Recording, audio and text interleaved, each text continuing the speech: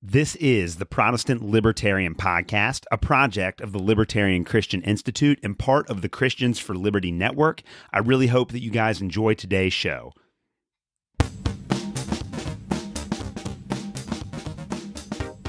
All right, guys, welcome to another episode of the Protestant Libertarian Podcast. My guest today is Cody Cook.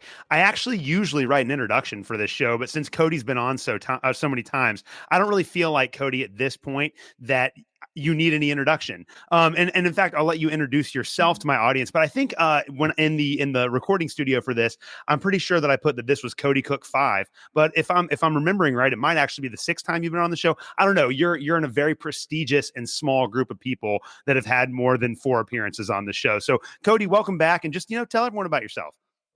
Yeah, thanks for having me. Yeah, I was going to make a King of Comedy reference, but I don't know if you've ever seen that movie. I know you're not as much of a movie guy as I am, but yeah, I'm your number one fan, Alex. So yeah, how do I introduce myself? It's like they say about Zaphod Beeblebrox and Hitchhiker's Guide to the Galaxy. I'm just this guy, and I've been able to work with the LCI for more and more lately, which has been great. Because I really believe in the mission and love what LCI does, and somehow they haven't detected that I don't know what I'm doing because they keep giving me more things to do. And the most recent thing they've given me to do is publish a book, which I think is largely what we're going to talk about today. Oh man, does that look all right? There it is. Yes, you got it. Called the Anarchist Anabaptist. The green screen sometimes takes over. And the subtitle is Essays on Radical Christianity and Freedom. It's the first book that LCI is publishing this year. We've got a couple other ones coming. The other ones are honestly probably a lot better than mine, but I'm excited to be part of that slate of books. And it's a fairly small book. I tend to write tight books because I hate reading books that are longer than they need to be. And so it's the main part of it is an essay called The Anarchist Anabaptist, where I'm making a case for this kind of well, we will get into what I'm making a case for, but there are other essays in here as well that sort of build on that kind of main essay. So some stuff that's been published at LCI, some stuff that's been published at Reason, or at least one article that was published in Reason, one that was published in Fee, and also one that was published in an Anabaptist Christian periodical called Plow. So yeah, it was a kind of a fun project to work on. We did a great job on it. I've done some kind of independently published stuff before. But I'm not super great at kind of the visual stuff. So we had a typesetter who did a beautiful job on the inside, and the cover looks good, and I've got some good endorsements. So yeah, I'm really excited about getting it out there.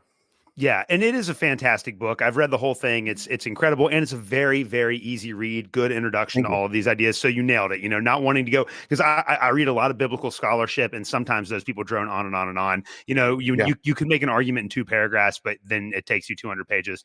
So I really appreciate that about your book.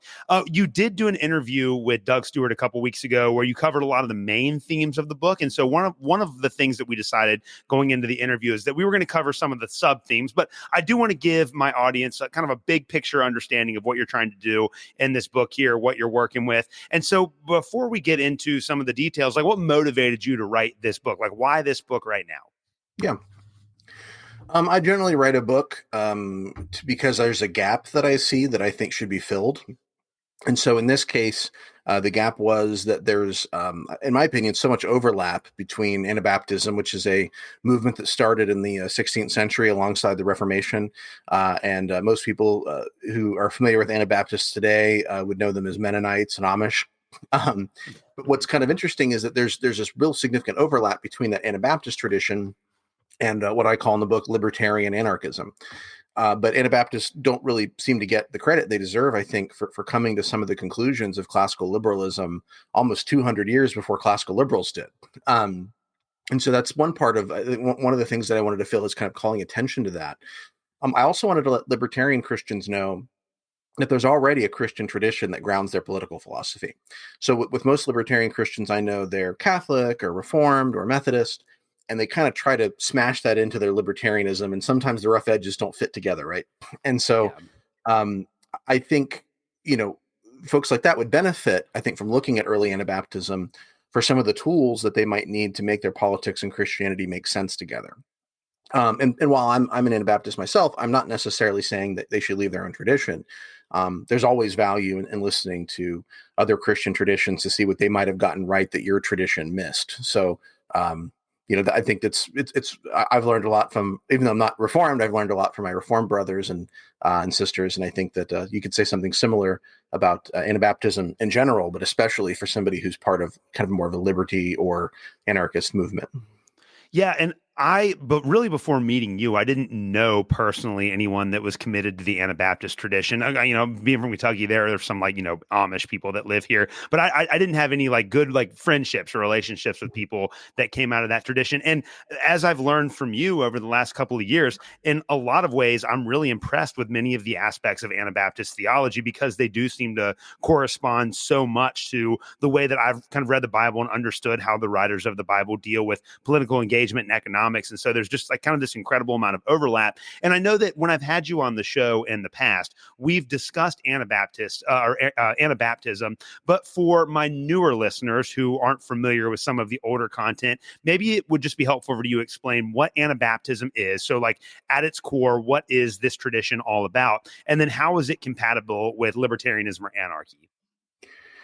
Yeah. So, I would assume that people listening to the Protestant Libertarian podcast would be familiar with Protestantism broadly, but I'll give kind of a short thing here because that's part of the context in which Anabaptism emerges. So you have what's called the Magisterial Reformation that comes out of the 16th century, and the Magisterial Reformation is led by guys like Martin Luther, John Calvin, Ulrich Zwingli, and they give us what's called the Protestant movement. And Protestantism, the word actually comes from, it was applied to a number of princes who were saying that we want to be able to run our own countries with our own sort of oversight of what religion looks like and be out from under the thumb of the Pope.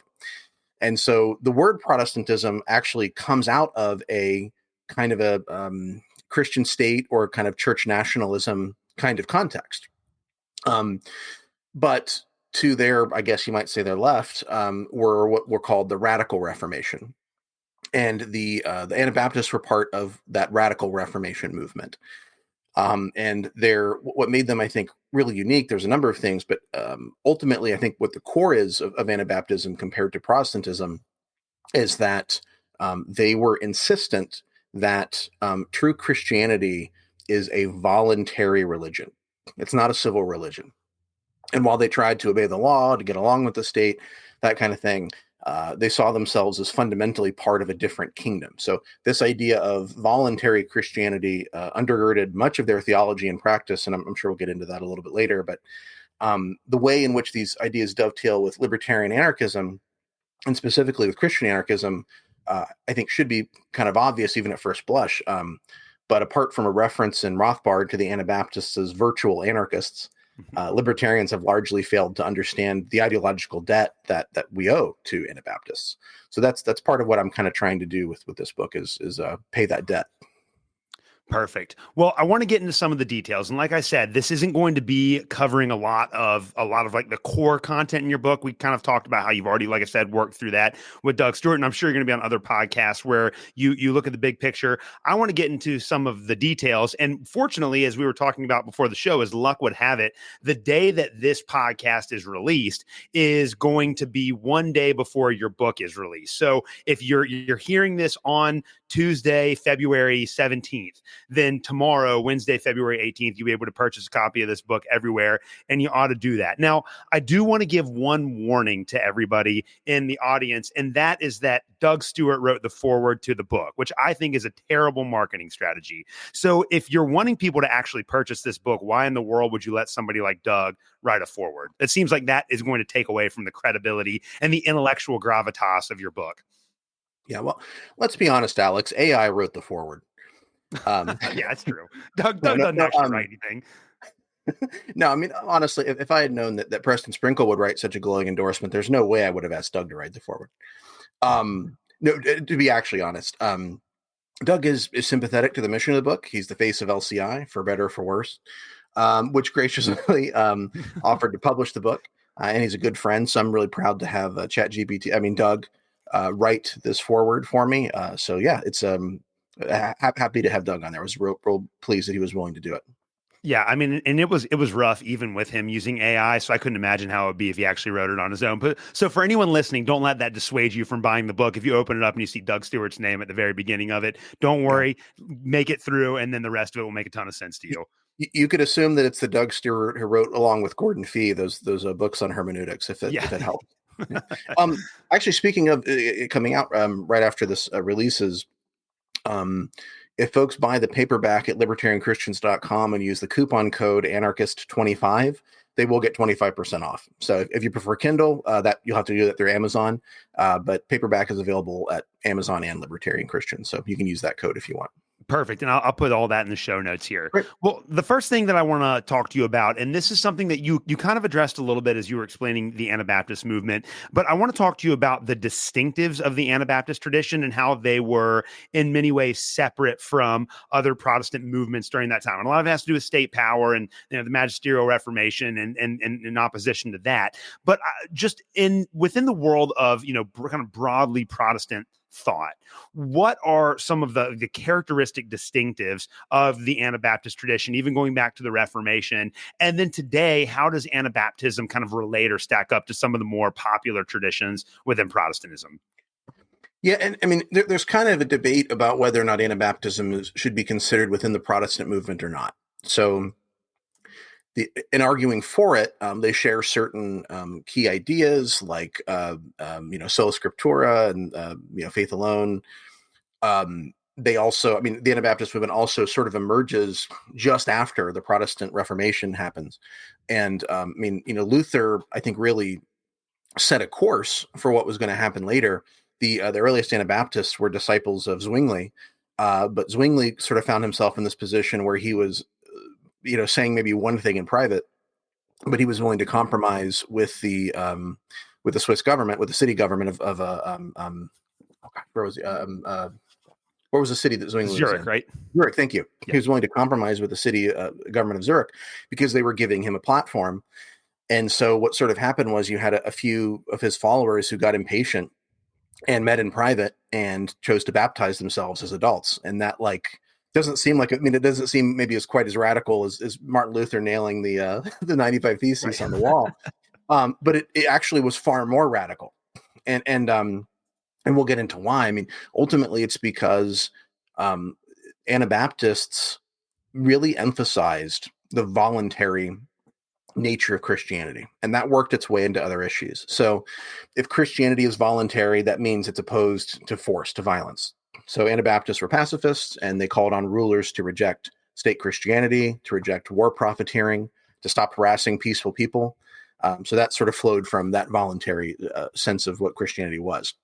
If Christianity is voluntary, that also means that baptism was for believers only, because not only can infants not consent, but infant baptism was also the mechanism by which individuals joined the state church. And we can get into that a little bit more, but Yeah. there's all kinds of arguments you can make for infant baptism that are theological. You can debate those from different perspectives. But what we sort of forget is there's a political argument for infant baptism. And what it is that when you're baptized into the church community, you are baptized into the state church.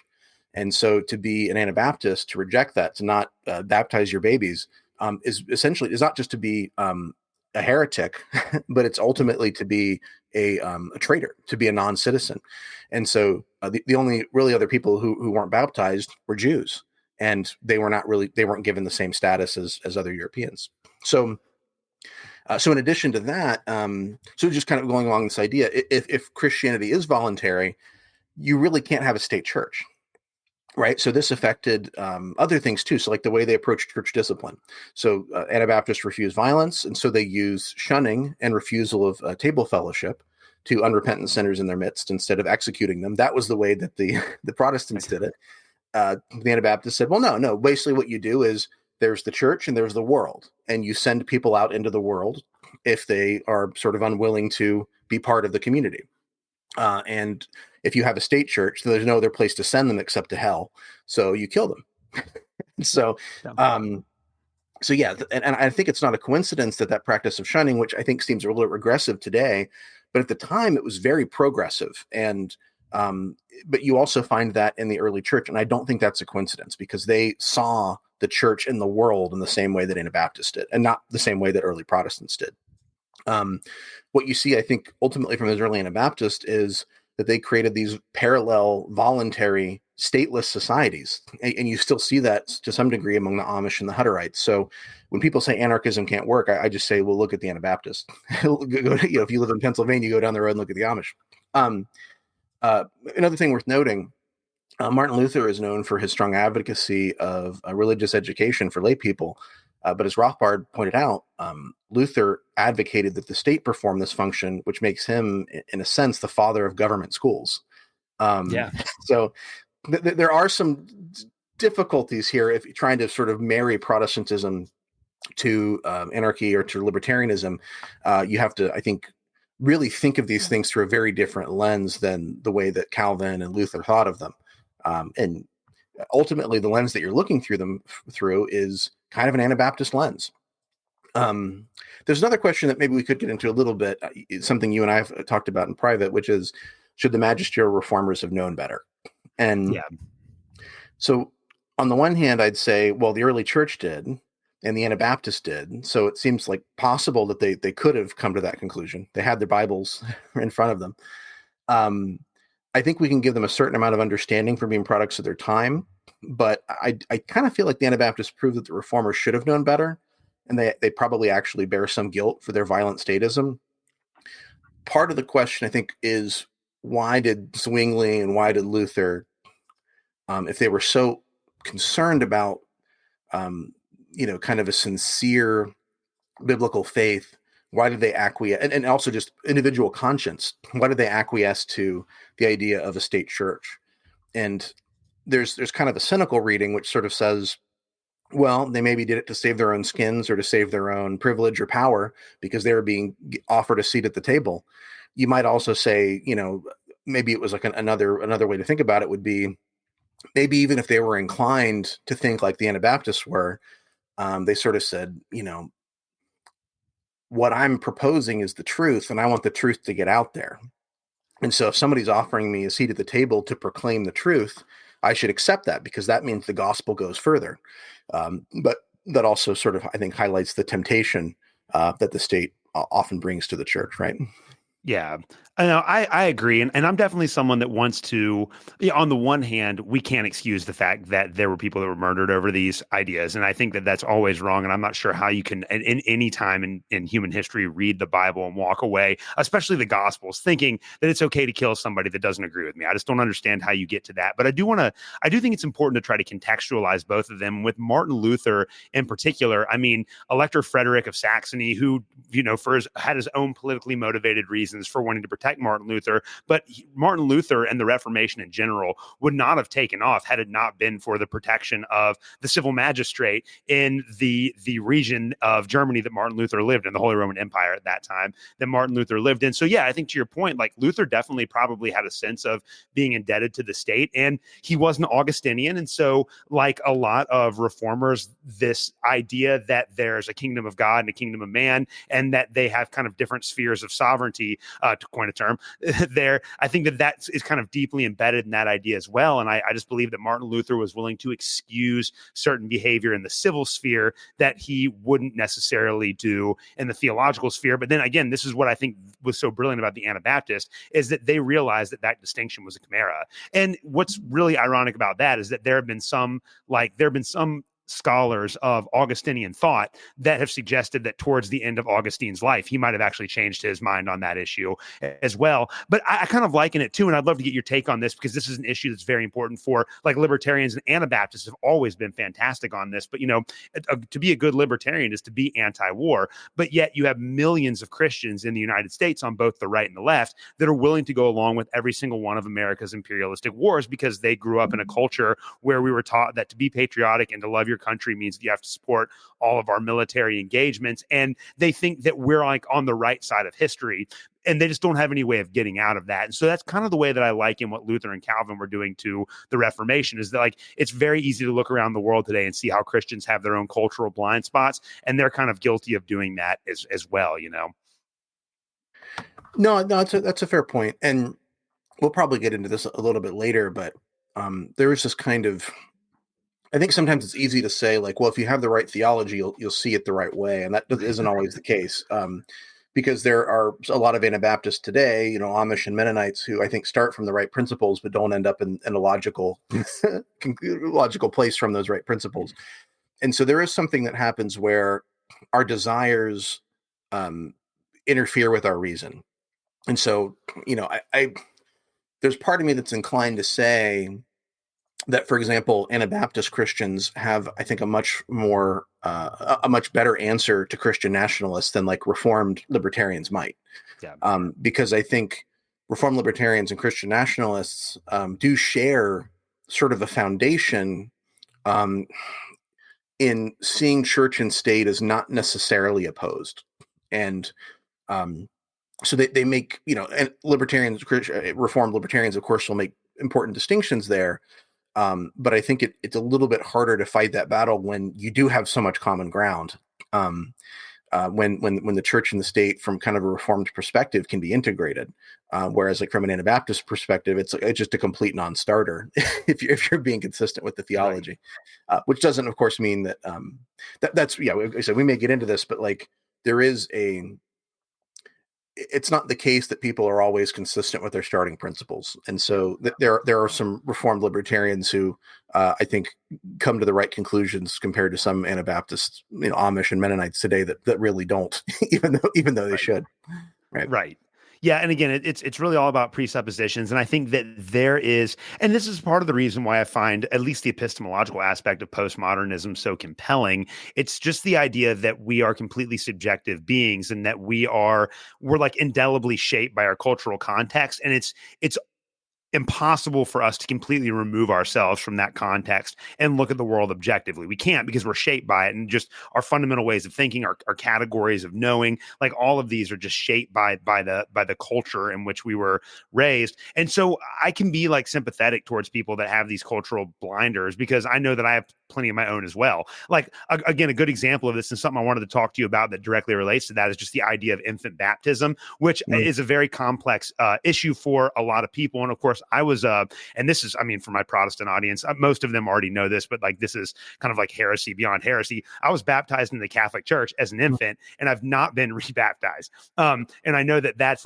a wild concept for a lot of people. And I went to like a Restoration Movement college where they were always like, you're not really saved unless you get fully baptized as an adult. And I was like, well, you're not really living out your faith. So maybe show me how you're putting this into practice, and then maybe I'll consider your position on baptism. That's me being cynical. But I did want to get your perspective on that, because I thought that was a really interesting dynamic in the book that I'd never really considered before. It's kind of like the political and voluntary aspect of baptism. So in your perspective, I know we have like, the kind of some of the hardcore like Restoration Movement Church of Christ people, and some of the hardcore Baptists would say, and I guess there's some charismatics that are in this camp too, that if you're not fully immersed as an adult, you can't be saved. So they draw a very hard relationship, a very hard line between salvation and baptism. How does that work in the Anabaptist tradition? Can somebody who was baptized as a baby and never gets baptized as an adult be saved? And would Anabaptists even frame it in that way?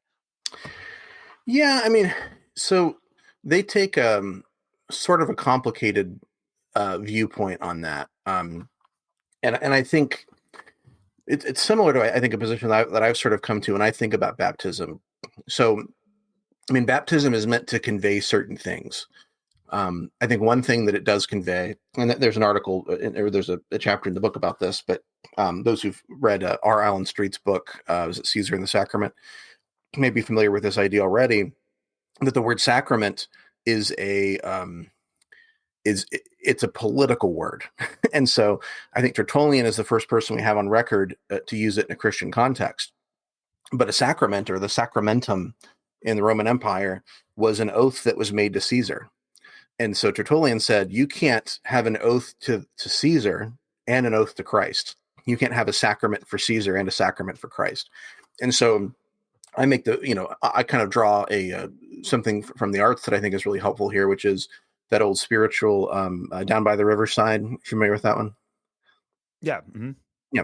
So, it says, I'm going to lay down my burdens down by the riverside. So it's talking about baptism. He says, I'm going to lay down my sword and shield down by the riverside. And then he says, and I won't study war no more. And so there's this kind of idea that I think Tertullian was really getting at, that is also in that spiritual, which is that when you are baptized, you are committing yourself ultimately to death. You're committing yourself to be joined to Christ's death and resurrection. So you die to sin, you die to the world, and you make this commitment that is kind of political in nature to Christ. And so an infant can't do that. And so that's part of the problem, is that baptism becomes this idea of a death and rebirth that that an infant can't choose to participate in. And so would Anabaptists say that you're not saved if you haven't been rebaptized? They would see it as a matter of obedience that you are baptized as an adult, as part of your profession of faith. But at the same time, I think they rightly see baptism as corresponding to an inner reality. And so if you have the outer symbol without the inner reality, it's not worth anything. And I think they would, as much as they would not want to downplay the importance of baptism.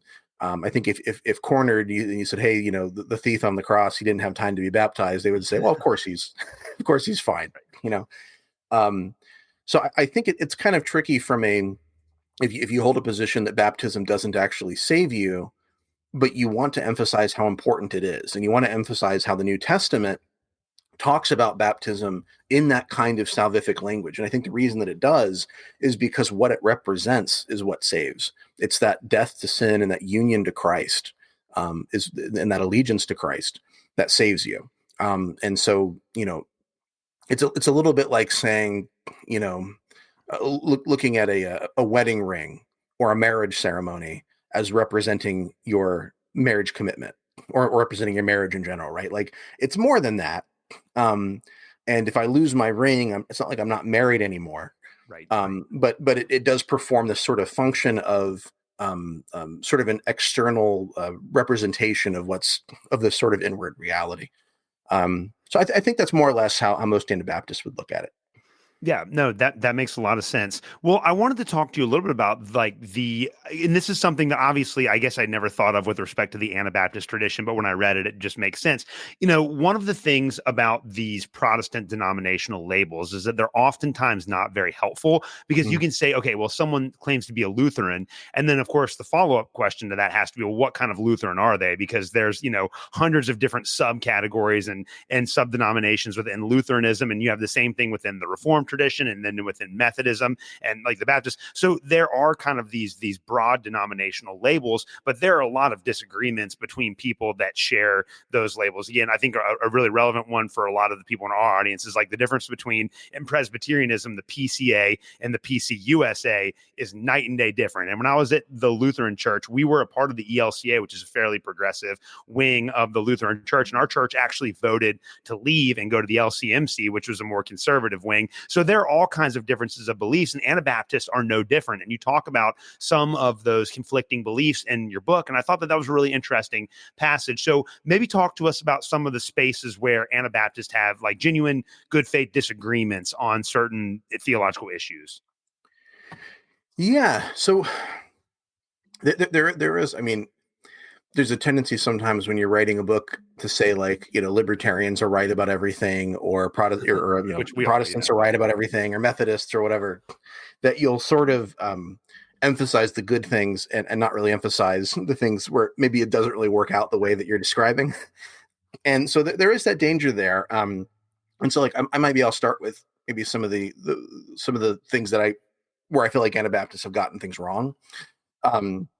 And so like one thing is that it actually took a bit for all the Anabaptist groups to embrace nonviolence. So early on, you have some diversity there. You have, from the beginning, a pacifist wing for sure. But you also have, so for example, you have this group of people who say, yeah, we should be pacifists until the eschaton, until the time of the end when Christ comes. But the eschaton has arrived. So let's build the New Jerusalem in the city of Munster. So now we're going to give up pacifism and we're going to take over the city of Munster, and that's going to be the New Jerusalem. And so, that went about as well as you'd expect it to. And that, I think, kind of helped to be a catalyst to really get everybody on board with nonviolence. Because like, okay, well, this is what happens when we try to bring the church and the state together it's a disaster. And it wasn't even just because it ended in, lots of bloodshed, but there are all kinds of like ridiculous things that happen in Munster where, some of the leaders initiated polygamy, and they took the doors off the hinges because they said, well, we're supposed to be sharing everything in the Lord, and so people can just walk into your into your house whenever they want to. And so that's, I think, early on you have that complication, and I think even today, and we'll maybe get into this a little bit later, is you see, I think, a tendency sometimes for Anabaptists to reject that suspicion of the state and to be sort of gung-ho for some progressive policy, or maybe from like the Amish side, like being like sort of pro-Trump or like pro-Iraq war or whatever. And so that's an unfortunate inconsistency. There are some other issues where I think that are maybe more good faith issues, like, for example, how they saw property. So you have groups like the Hutterites, and they actually practiced what's called the community of goods. So that's the idea there, is that, maybe you have some personal property that belongs to you, but basically we work together as a community, we share everything. And so we don't have a lot of Hutterites in the United States anymore. Most of them moved to Canada to dodge the draft in World War I. But they essentially practice that sort of communal property idea. They work together, they eat together. And they see that as a very consistent application of the idea that what we have belongs to God, and as a Christian community, we take care of each other. Now, a lot of Anabaptists didn't go that far. They did believe in, this idea of stewardship, that what we had belonged to God, and that we were responsible for how we used it. But they didn't go quite that far with it. It was okay to have private property and buy and build a house if you want to, or whatever. So another issue that you sort of saw early on was how much the inner light versus the outer light was emphasized. So it's the inner light of the Holy Spirit versus the outer light of Scripture. And you had a few who early on who emphasized the inner light so much that they actually, in a lot of cases, would sort of fall away from Anabaptism and into what was called spiritualism, which was the idea that, like, we don't even really need baptism or the Lord's Supper or any of that stuff. Like, we're just going to kind of, Right. figure it out ourselves, and it's all what's going on inside. But Anabaptists in general, one thing that's kind of interesting about them is they do have a strong sense that the Holy Spirit can be counted on to guide their communities. And so they tend to pray as a group to reach decisions. And so what you see in like their early confessions is that there has to be sort of a sense of unanimous agreement for those communities that are signing it. And church, even when churches are making decisions, there's sort of the sense that there's not unanimity, then we can't move forward. And so part of that comes from the idea of that the Holy Spirit is guiding the whole community. But anyway, some of that stuff I think is really fascinating, and different churches apply it in different ways. But I kind of love that idea personally. The way that they understand binding and loosing is kind of interesting as well, because I think most Protestants just kind of ignore that, Right. And Catholics sort of say, well, that if the magisterium says so, then it's bound.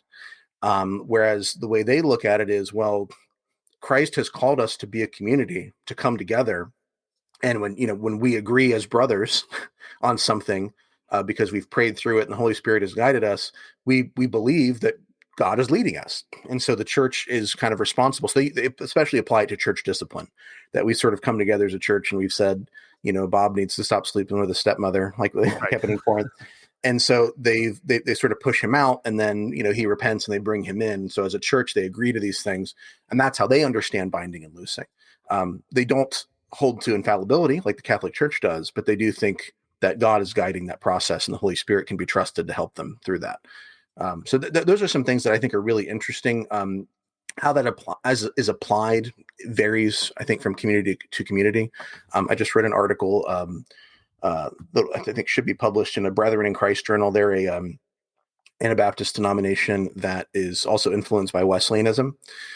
And they sort of had that sort of same principle where they've always practiced this idea of coming together as a church in unanimity to sort of guide their theology. Yeah. One of the issues that I want to talk to you about, where it seems like there might be a little space within Anabaptist thought, is pacifism versus nonviolence. And this is something that, like, you and I, we've talked about this in person before. It's one of the areas where we disagree, but it's really more of a minor disagreement. I mean, we're both committed just like as Christians and then also as libertarians, to the non-aggression principle, and we don't believe that we should ever initiate violence against somebody who's trying to do us harm. I think that you would consider yourself a pacifist, and maybe correct me if I'm wrong or if I misunderstood you previously, but you would say that retaliatory force is off limits for Christians pretty much in every situation, where I do feel like there is a legitimate space for self-defense, especially if you're defending other people from the harms that a third party are trying to cause to them. And like for me, a part of this is just like my training being a teacher in the schools. It's always like, okay, if you're in a position to like stop a shooter that comes into the building, you have to do whatever you can to stop them. Not that you would want to cause violence to somebody, but that there is a space for that there. And it did seem like, as I was reading through the book, that there have been conversations within the Anabaptist tradition about how exactly the I guess the interface or the boundaries between nonviolence and pacifism ought to be drawn. And then it seems like there are some Anabaptists that want to relegate that specifically to, I guess, the sphere of the state, that, you know, it's okay if you're like a police officer to use violence, but then in your capacity as a private citizen, you shouldn't. So maybe talk about that dynamic, where you come down on there and all that stuff. Yeah. So speaking just to me personally, pacifists will draw lines in different places. I mean, I think the place where I draw the line is at intentional lethal force. So, you know, if I have to hold down my kid to give them life-saving medicine, or if I have to restrain a crazy person to try to, you know, I don't see that as an unloving act. And so I think the key idea, or the core idea here for most Anabaptists, is enemy love. So there's other stuff too when they talk about turning the other cheek and some of these other passages, but I think enemy love is I think really the core idea to look at. And I think you can restrain a person, or, you know, hold down a person, or maybe even knock a person out and still have their best interest at heart. I think it's a little harder to make that argument when you're murdering them, when you're taking their life. And so that's where I tend to draw that line. And John Howard Yoder, who, you know, we don't, you know, talk about much money anymore, but he wrote a book on the different types of Christian pacifisms and where they drew the lines and why. And so there is diversity there. But as a whole, what you're going to find in early Anabaptism is a sense that the church is one thing and the state is something else. And so, like, if you look at, I was just talking to Jacob about this, Romans 12 versus Romans 13, and, you know, him coming from more of a Reformed perspective, he sees sort of Christians kind of moving from 12 and into 13, where Christians can perform that function of the magistrate. And my argument, I think the Anabaptist argument is, well, no, Romans 12 is about what Christians do, and Romans 13 is about what magistrates do. You know, Christians don't seek vengeance, but the magistrate is an avenger for God, right? So if the magistrate avenges and Christians don't avenge, then that suggests that there's some incompatibility fundamentally between these two functions. And so what Anabaptists have argued is that the state is outside of the perfection of Christ, but it still performs divine functions. And so one way to kind of think about it is that, like, these pagans need to police themselves because they don't have the Spirit. They haven't committed to following Christ. They're not, you know, committed to that sort of lifestyle. And so force becomes necessary when you have basically unrepentant sinners. And within the context of the church, you have something different. So they, like I said, they don't practice violence within the church. They practice, maybe the worst they might do is sort of shunning or something like that. But they ultimately say it as, you know, this is a voluntary community. We don't use force. We don't use violence. But outside of this community, there's a place for that. Now, that place is not completely open-ended. It's not like the state can do anything they want. So what you have amongst those Anabaptists is they would often speak of the role of government in a way which was consistent with how libertarians tend to speak of it, at least generally. So they shamed rulers for hurting peaceful people. They shamed them for war profiteering. They described the function of governance in terms that were more consistent with libertarian principles, like being a terror to murderers and thieves. There's a few exceptions. Menno Simons said that the state should also go after homosexuals, and he argued that it has some kind of theological function to make sure that, like, right ideas were carried forward, which seems really inconsistent if you're going to argue for sort of a difference between church and state. But ultimately, it was the state was kind of a different thing. It was not the church, and so it performed functions that the church would not perform. So that's I don't know if does that kind of answer your question? No. That's a perfect answer. And honestly, that is a great segue into my next question about this. And you mentioned this in your book a couple of times. Why is it that so many people that come out of the Anabaptist tradition today are progressives? And I think that this does kind of get back to where we were talking about these cultural blind spots earlier. And obviously, those of us that are a part of the libertarian tradition that have been steeped in the Rothbardian understanding of the state as whatever institution in society has a monopoly on violence and generates revenue through force, like that is the state, and we should always be opposed to that. Why are so many Anabaptists seemingly okay with the state making all of these decisions about economic issues and social issues, using the force of the law to essentially make people comply? Yes, there's a few things there. One is that because of Anabaptism's connection to anti-war activism, I think that put them in sort of league with the left in a lot of ways. I think Rothbard had a similar issue early on before he kind of went along with the paleo right. But so that's part of it. I think once you're sort of in league with secular-minded people who are very left-wing, it's easy to kind of go along with them. There's actually a lot of sort of traditional, sort of more conservative Mennonite types who actually reject the term pacifism because they see it as largely a progressive philosophy about what the state is supposed to do. And they say, well, we don't care really about what the state's supposed to do. We're more focused on what we're supposed to do. And so they use that language of non-resistance when Jesus says, do not resist an evil person. So I think that's part of it. I think it becomes very easy to kind of go along with those political coalitions. Obviously Protestants have never had that problem where they sort of compromise with a political party because they had some sort of coalition issue. But but I think Anabaptism, because that war has been their focus, they went more that direction, right? There's another thing that happens, I think, where I think we begin to think of what's the best way to say this? I think sometimes we can, as libertarians, maybe we notice this too, where people who are sort of our statists will say, well, if X is bad, then X should be banned, or the state should be involved in it, and doing something to it, and so I think there's a confusion sometimes that nonviolence means to approve, right? So like, if a traditional Anabaptist said the state should not be executing or harming or censoring homosexuals, that means now we have to be pro-gay marriage. It's like, well, you don't actually have to go do that. You can just sort of say, it's not my business. I don't care. You do what you want to do. If you want to hear about the gospel, we'll talk about it. But what you do as a non-Christian is not my business.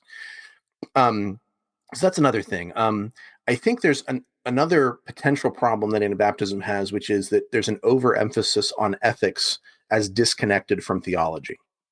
And another book that I've got coming out this year through Whitfinstock is an Anabaptist, a concise Anabaptist systematic theology, where I look at those early confessions and early statements from their leaders, and I sort of arrange them in a sort of like a systematic theology, And the reason I did that was the same reason I did this book. There's not a lot of that going on. And so it's not difficult to write an Anabaptist systematic theology. There's plenty of data there. But largely Anabaptists have not been interested in doing that. They sort of said, well, that's kind of a Protestant thing. We're going to lay out our theology and we're going to disconnect it from the way we're supposed to live. We're more focused on living out that, our calling in Christ. And so over time, I think that degrades and becomes, we're only concerned about ethics. We're only concerned about, so, if we practice generosity, then, we should have the state practice generosity. If we don't believe in violence, then we should have the state practice nonviolence. And they don't make those theological distinctions between church and state, which the New Testament makes. It all just kind of blends together.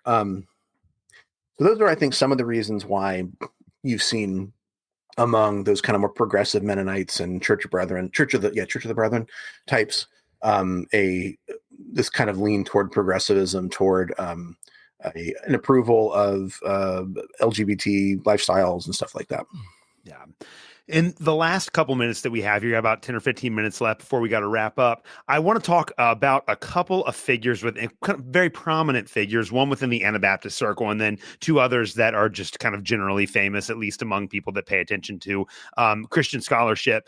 And I love, some of this drama. It's just kind of fun to talk about this stuff. So John Howard Yoder, I have his book, Jesus and Politics, that he published, I don't know, 20 years ago, or probably even longer than that at this point. And he had a very, how do I put this tastefully? He had a very prominent scandal within academia. And so, the ins and outs of this a lot better than I do. Is very similar to the Ravi Zacharias thing. And one of the points that you make in your book about the fallout of his scandal is that a lot of his books have gone out of print because of this scandal. So maybe talk to us about the John Howard Yoder scandal a little bit. And then does that negate his scholarship? Because I'm firmly of the opinion that even if you're a terrible person, like if you're saying things that are true, like we should accept what you're saying. But I know that not everyone feels that way. So maybe just talk about what happened and then how that affects his legacy. Yeah, I've been thinking, it's been kicking around in my head for a while to write a book about kind of an apologetics book that deals with this issue of people who claim to be Christians and who say all these good things, but they are kind of horrible people. And I think as Christians, I think it's tougher for us because, to me, like if you're an atheist and you like Woody Allen movies, and then you go, he hooked up with his girlfriend's daughter, and that's pretty gross, and he did this, he did that, like. You can still say like, well, the movie was good. Like, there's no reason why someone who's kind of a bad person can't make a good movie.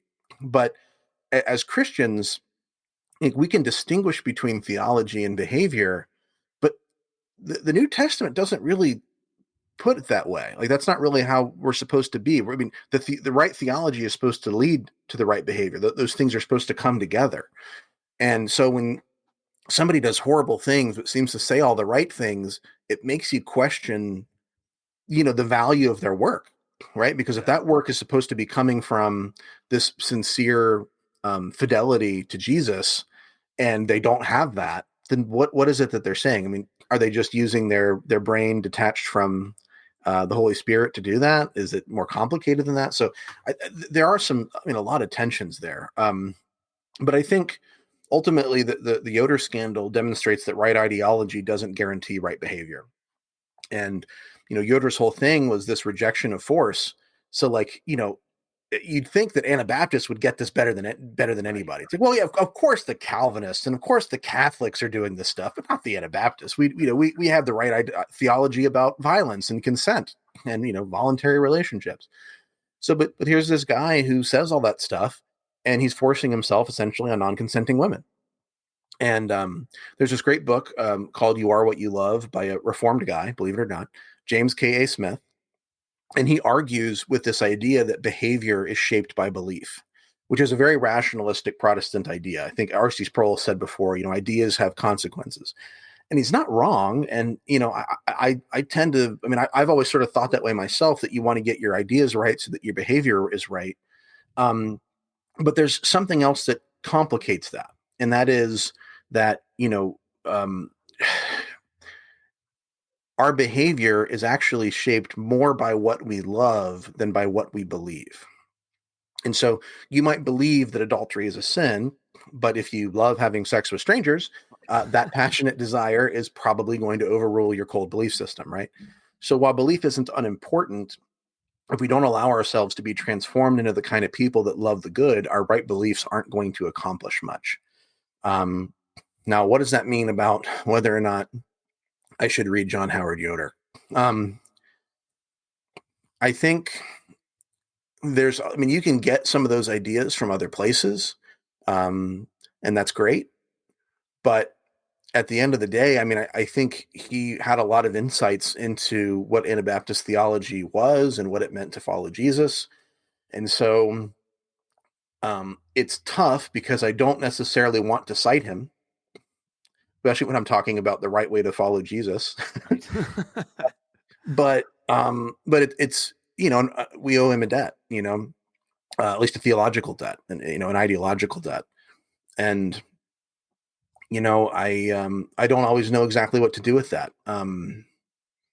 It's kind of a difficulty. And I think ultimately what's happened is that he chose to undermine the impact that he could have for the kingdom by doing what he did.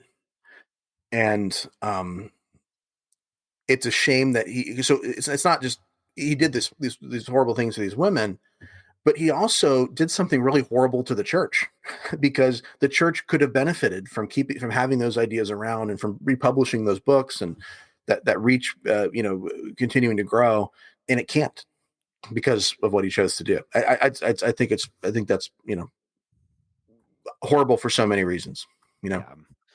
Well, the next two scholars that we are going to talk about have not had any scandals like that, at least not that I'm aware of. They are hated by certain sectors of the Christian church, and I think irrationally so. And so you have a chapter in your book where you review a book by N.T. Wright and Michael Bird called "Fight the Powers." Now, I will fully admit that I have not read this book, but I have read their book is Jesus and the Powers. My book is Fight the Powers. Oh, I'm sorry. Yes, I got it wrong. Yes, Cody's book is Fight the Powers. That's not the one that we're critiquing here. Jesus and the Powers is the one that we're critiquing here. I haven't read it, so there you go. But I've read a ton of both of their professional biblical scholarship. I think that there is, even among really intelligent people, those that most vociferously oppose the position of people like Wright and Bird have not read any of their academic literature. And so they don't really know where they're coming from a technical standpoint. They just read a lot of their popular level works. And there is, and I had an episode of my show a couple weeks ago where I just kind of trashed like certain elements of N.T. Wright's understanding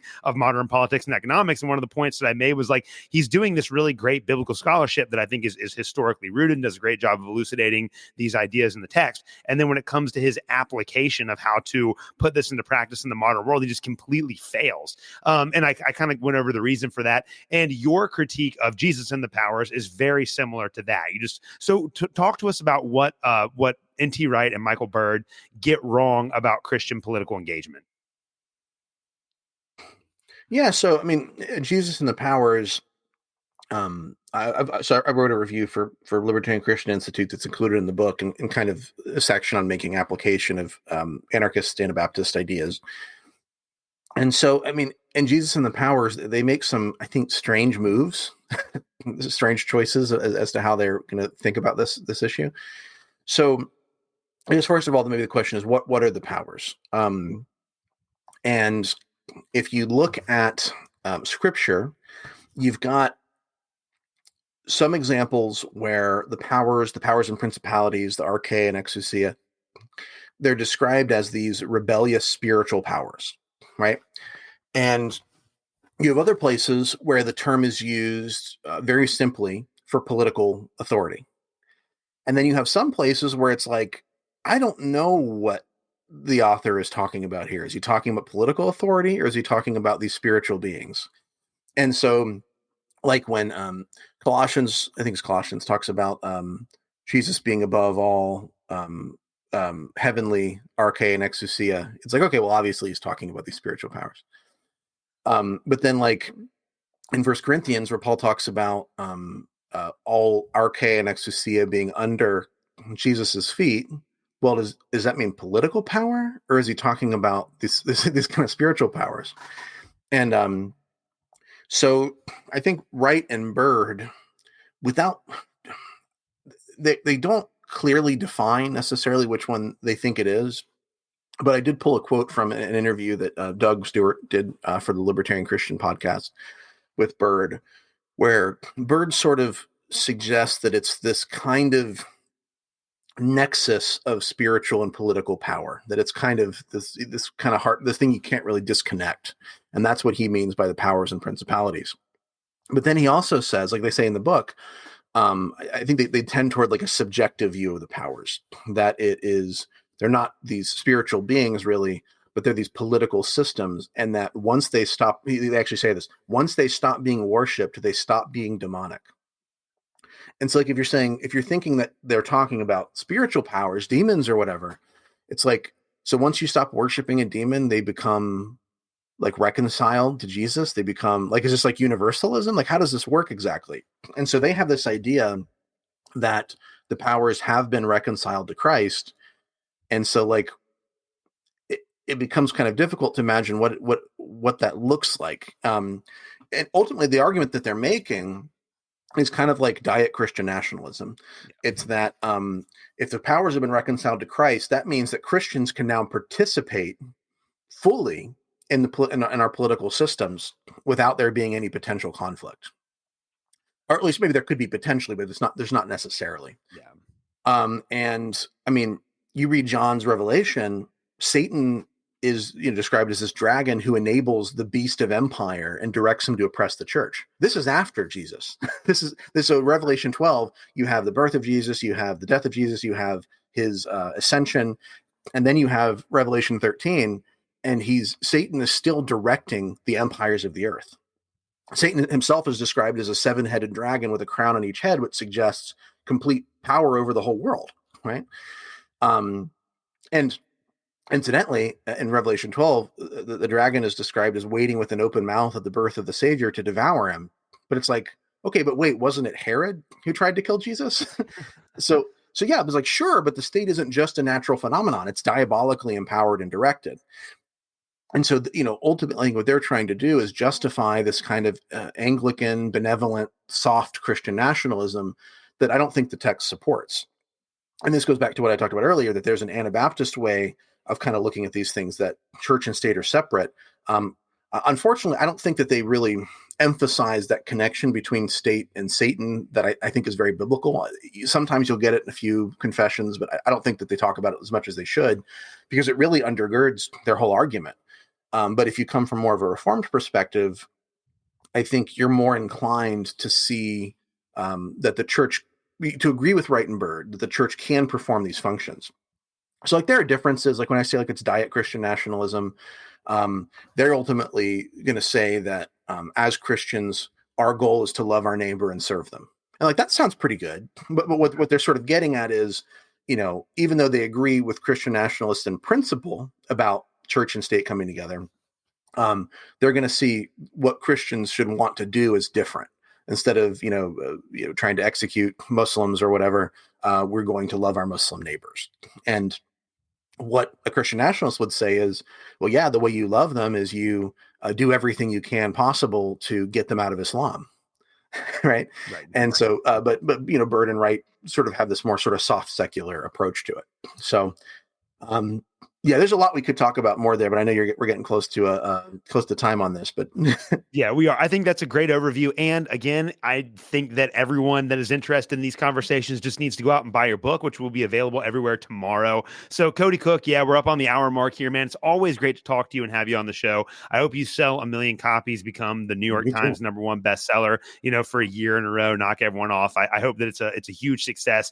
Before I let you go today, just maybe tell people where they can find you, follow you, find your other work, all that good stuff. Yeah, one place that's kind of like my clearinghouse is cantusfirmus.com, cantus-firmus.com. That's where I'll kind of reshare different stuff. But nowadays most of my stuff that I'm doing is related to LCI, so I don't have a lot of time to do a lot of independent stuff. But libertarianchristians.com, there's a website for the book, which is anarchistanabaptist.com. And that's a great place to go if you want to, order the book. If you want to look at some of the endorsements, I got a great endorsement from Preston Sprinkle, which was pretty cool. And to see other interviews, this one will certainly be posted there as well. So that'd be a great place to go if you want to get more updates on the book. Yeah, that's perfect. Well, thank you very much for coming on the show today, Cody, and I wish you best of luck. Thank you.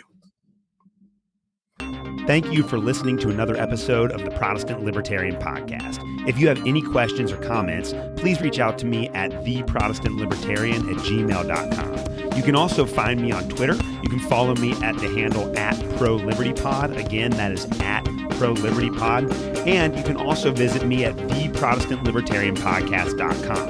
At theprotestantlibertarianpodcast.com, you can also support the Christians for Liberty Network and the Libertarian Christian Institute. Thank you guys so much for listening to this episode, and we will see you next Tuesday.